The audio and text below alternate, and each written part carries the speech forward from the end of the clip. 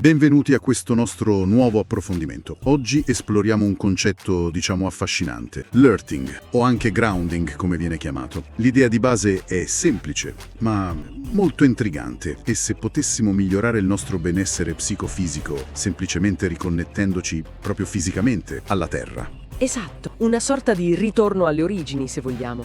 Proprio così. Guarda, in termini molto pratici, l'earthing, secondo queste fonti, è proprio l'atto di stabilire un contatto fisico diretto tra il corpo umano e la superficie terrestre. E non in senso metaforico, parliamo proprio di pelle a contatto con la terra. Quindi camminare a piedi nudi sull'erba, sulla sabbia, sulla terra, magari umida, o anche immergersi in acque naturali come può essere un fiume, un lago, il mare. E il punto centrale, l'idea cardine, è che la Terra sia vista come un'enorme riserva di elettroni liberi. Si dice che il nostro pianeta abbia una carica elettrica superficiale naturale prevalentemente negativa, carica che tra l'altro viene continuamente rinnovata da fenomeni come i fulmini. Sembra quasi fisica applicata al benessere. È un'idea potente, quella di uno scambio di energia diretto con il pianeta. Proprio così. Il nostro corpo, nella vita di tutti i giorni, accumula cariche positive. Questo a causa di vari fattori: i normali processi metabolici, lo stress, l'esposizione ai campi elettromagnetici artificiali tipo wifi, cellulari, elettrodomestici. Ed è qui che entra in gioco la Terra.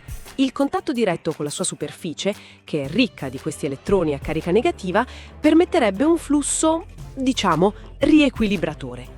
Gli elettroni negativi passerebbero dalla Terra al corpo e questo trasferimento di elettroni andrebbe a neutralizzare l'eccesso di cariche positive che abbiamo accumulato.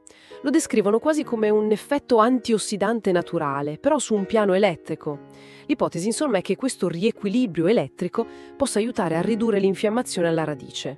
Si ipotizza in pratica un meccanismo biofisico fondamentale, quasi dimenticato, che servirebbe a mantenere l'equilibrio e la salute. Un meccanismo che, per i nostri antenati, era la norma.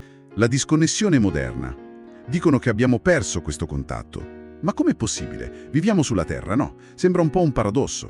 Sembra, ma se ci pensi, il problema non è la vicinanza geografica, ma proprio l'isolamento fisico. Prendi le scarpe. La stragrande maggioranza ha suole di gomma, plastica, materiali che sono ottimi isolanti elettrici, quindi impediscono di fatto questo scambio di elettroni tra i piedi e il suolo. È vero, non ci si pensa quasi mai. Le scarpe sono diventate una barriera praticamente. È raro che la nostra pelle entri in contatto diretto con la terra vera, a meno di non farlo apposta. Anche dormire nei letti, sollevati da terra, contribuisce a isolarci. Quindi è un po' come se avessimo messo strati e strati di isolante tra noi e quella che le fonti descrivono come una specie di energia stabilizzante del pianeta. Una connessione che per millenni, magari camminando scalzi o usando scarpe di cuoio, che è più conduttivo, specialmente se umido, era probabilmente la normalità. Questa disconnessione viene presentata come un cambiamento radicale, con possibili effetti sulla salute. Esattamente questo è il punto sulla disconnessione. Un cambiamento ambientale che ci siamo autoimposti e che potrebbe aver alterato in modo sottile ma profondo la nostra fisiologia. E a proposito di effetti sulla salute, le fonti che abbiamo consultato elencano una serie piuttosto ampia di benefici che deriverebbero dal ripristinare questa connessione. A volte sembrano quasi tanti per un gesto così semplice. Cosa dicono nello specifico? È vero, l'elenco è notevole. Un tema che ritorna spessissimo è la riduzione dell'infiammazione cronica. Molte fonti la indicano come un problema chiave in tante patologie moderne e l'earthing viene proposto proprio come uno strumento per contrastarla. E dall'infiammazione si passa spesso al dolore, mi pare di capire. Corretto. Collegato alla riduzione dell'infiammazione menzionano spesso un alleviamento del dolore, sia quello cronico, magari legato all'artrite, alla fibromialgia, sia quello acuto, tipo dopo un infortunio o uno sforzo fisico intenso. Ci sono anche testimonianze, riportate in questi materiali, che parlano di recuperi più veloci. Un altro aspetto che viene fuori spesso è il sonno, lo stress. Sì, il miglioramento della qualità del sonno è un altro dei benefici più citati. Le fonti suggeriscono che l'earthing possa aiutare a regolare i ritmi circadiani e la produzione di cortisolo, l'ormone dello stress. Il risultato sarebbe un sonno più profondo, più ristoratore. E di conseguenza si parla anche di una riduzione dello stress percepito, più calma, un senso generale di benessere migliore. E poi ci sono effetti che sembrano più interni, fisiologici, tipo la circolazione. Proprio così. Alcune fonti parlano di miglioramenti nella circolazione sanguigna. In particolare menzionano una possibile riduzione della viscosità del sangue, che lo renderebbe più fluido. Questo potrebbe avere benefici cardiovascolari. Si parla anche di guarigione più rapida delle ferite e più in generale di un aumento dell'energia, della vitalità percepita. Insomma, un quadro bello ampio. Infiammazione, dolore, sonno, stress, circolazione, energia. Sembra toccare un po' tutte le basi del nostro stare bene. Guarda, se colleghiamo un po' i puntini, l'infiammazione silente, lo stress ossidativo, uno squilibrio del sistema nervoso autonomo, siano un po' alla base di tanti disturbi moderni. L'earthing agirebbe proprio a questo livello fondamentale, aiutando a ripristinare un equilibrio bioelettrico e fisiologico più naturale. Però è fondamentale ripeterlo, stiamo parlando di benefici riportati e delle teorie presentate in queste specifiche fonti che abbiamo analizzato.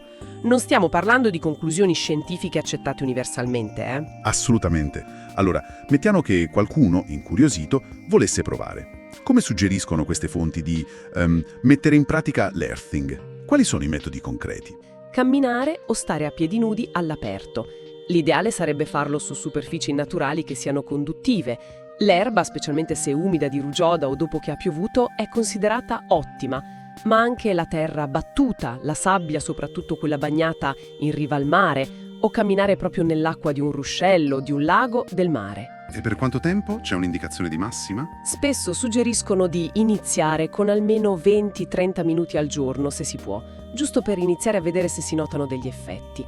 Anche sedersi o sdraiarsi direttamente per terra, magari mentre si legge un libro o ci si rilassa, esponendo una superficie maggiore del corpo, la schiena e le gambe, è considerato molto efficace. L'importante è proprio il contatto diretto pelle-terra. Ok. Camminare a piedi nudi sull'erba fresca al mattino non è solo uno scambio elettrico, no? Ci sono le sensazioni tattili, l'odore della terra, il verde, magari il sole sulla pelle, l'aria. È un'esperienza multisensoriale. C'è sicuramente un fascino potente nell'idea che un gesto così antico, così semplice, sentire la terra sotto i piedi, possa avere un ruolo per il nostro benessere. Soprattutto oggi, no? Che siamo sempre più immersi nella tecnologia e spesso, sì, disconnessi dal mondo naturale. È proprio questo il punto di riflessione forte che emerge, secondo me. Il concetto stesso di earthing è un invito potente. Un invito a riconsiderare il nostro rapporto intrinseco, fondamentale, con l'ambiente naturale. Giusto. Solleva delle domande. Abbiamo forse sottovalutato l'impatto di elementi così primordiali come il contatto fisico diretto col pianeta? Può questo contatto influenzare non solo la biochimica, ma anche la nostra percezione di calma, di equilibrio, di vitalità? È un richiamo a non dimenticare questa connessione fisica e forse anche simbolica con le nostre radici terrestri. E proprio su questa nota, allora, lasciamo un pensiero finale, un invito alla riflessione personale, che nasce da quello che abbiamo discusso, al di là delle spiegazioni bioelettriche, al di là della ricerca di prove definitive. Cosa potrebbe cambiare nella nostra giornata, nella nostra sensazione di stress, nel nostro benessere generale, se scegliessimo di concederci regolarmente, magari anche solo per pochi minuti, la sensazione fisica della terra sotto i piedi? Potrebbe esserci un valore in sé, forse anche psicologico, emotivo, in questa semplice riconnessione col pianeta. Un valore che magari sfugge alle misurazioni di oggi, ma che possiamo sentire, sperimentare direttamente. Una domanda aperta, ecco.